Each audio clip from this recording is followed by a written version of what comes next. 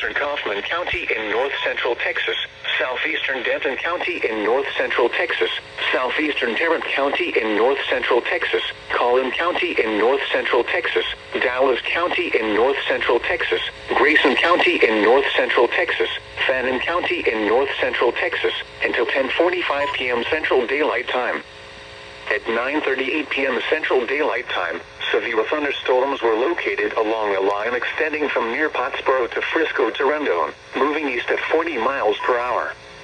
Hazard, 60 miles per hour wind gusts and penny-size hail. Source, radar indicated and observations.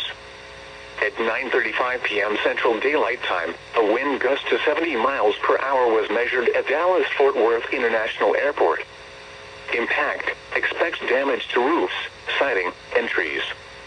Locations impacted include Dallas, Fort Worth, Arlington, Plano, Garland, Irving, Grand Prairie, Mesquite, McKinney, Carrollton, Frisco, Richardson, Louisville, Allen, Mansfield, Rowlett, Euless, DeSoto, Grapevine, and Cedar Hill.